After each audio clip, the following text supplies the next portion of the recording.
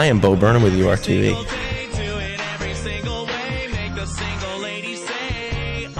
So I'm David Weinberg. I'm with WRUR-TV. It's like the television station on campus. Cool, yeah. So the show was great. Thanks. Did it went well? Oh, yeah, it was great. They were great. Do you like doing shows at colleges or sort of like random venues better? Well, the thing is that the college shows are so random. Like, they keep the they occupy like the best and the worst shows for me. Really? You know, because because you could be playing at like a nice theater like this with a really nice sound system like we had, or it could be like in like a cafeteria in a basement with no sound, and you know, so it's like you don't really know what you're getting. But this is a great show because we had like a really really great sound system, and the crowd was great. But you never know. I mean, it could be like I could play a show at Saturday at midnight and everyone's drunk, and you know. Does it bother you when people like yell? No, man. Like, no. I'm okay, I want to turn back and be like, shut up. Yeah, I mean, just like, listen to Bo, don't speak. At a certain point, it's like when I feel like it's ruining things for other people, then I get angry. Mm-hmm. But like, you know, if I'm coming to your school or whatever, and you paid $7 on a whim, I understand. I understand why you'd want to yell out. Yeah, that's funny. But it wasn't like a few there. It's no problem. It's when people are being like aggressive or angry or won't stop. Yeah. When did you decide to start the show with like dancing? Is that a new career trying to break? I don't know. I wanted to like, you know, I was thinking like, you know, comedians don't really dance or like, they don't really dance or do like mime. All these things like had sort of died. All these forms of like solo entertainment, like mimes and like cabaret acts and stuff. So I was like, I'll just do a really weird. It's just sort of like, what do I want to do on stage? It would probably help for the beginning to just like get a bunch of energy out. Like in the very beginning, just like kind of get people awake and like moving. Yeah. Or just to be weird. I don't know. It feels really weird. Did it take you a while to pre-record all that? Yeah. That's like my third or fourth draft of it. Like I worked in this little studio in New York, and like I did one pass at it, and then I would go back and do another. I probably spent like 30 or 40 hours just on that first 5 minutes. Did that middle part take a while with the different voices of the people when you were pointing? Yeah. That was awesome. Oh, thanks, man. Thanks. That's that took a decent amount of time. It didn't take that much time for me to memorize it because just in making it, I was just sort of memorizing it. Mm-hmm. But and that one's been through a few drafts, and probably will go through another one before it's done. So are you working on any new projects? I know you did some like songs that I haven't heard before.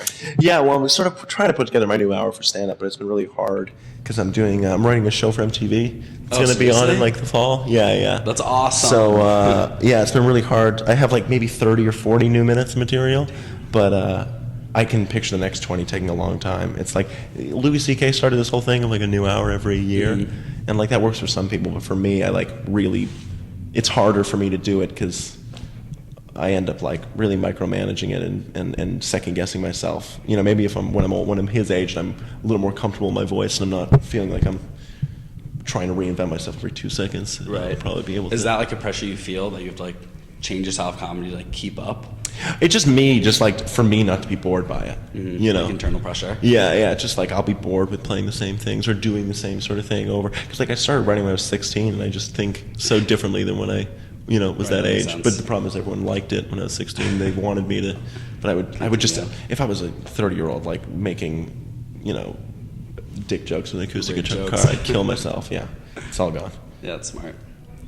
I was like kept noticing this. Did it take a while for you to like strategically place all your water bottles? Yeah, it's just that one thing. Like I'm trying to do a lot of those weird things of like taking the moments that are in between jokes, like when I'm walking between microphones or during applause or during a laugh. I want to like try to make it so that I can turn, what can I do with those tiny little weird moments? Just like one time I was drinking water on stage and I dropped it and everyone laughed. I was like, wouldn't it be insane if I had something that could respond to that, and it would just be like. It seems like you're doing a lot to really catch the audience like off guard. Yeah, because that's what comedy is. It's just surprising people. Mm-hmm. In a lot of ways, it's like a punchline just surprises you. That's what it basically is. It's what you get versus your expectation.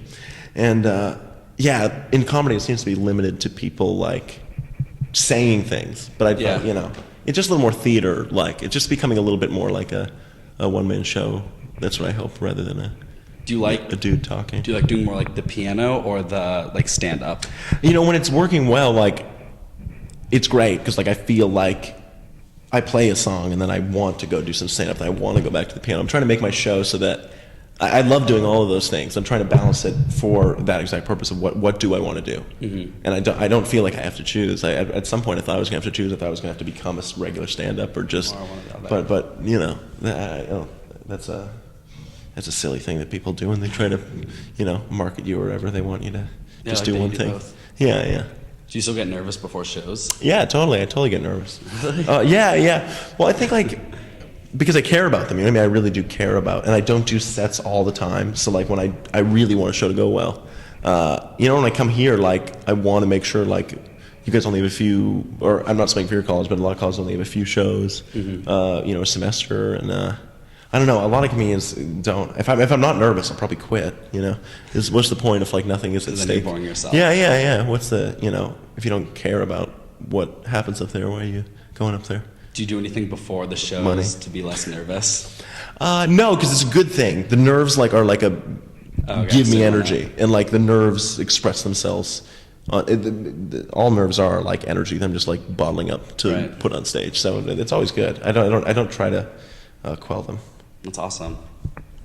Well, that's all I have. Cool, man. Yeah, well, that was great. Yeah, thanks, man. Thanks for meeting with us. Yeah, of course. Single, every single, do it every single, pop that single like a Pringle jingle.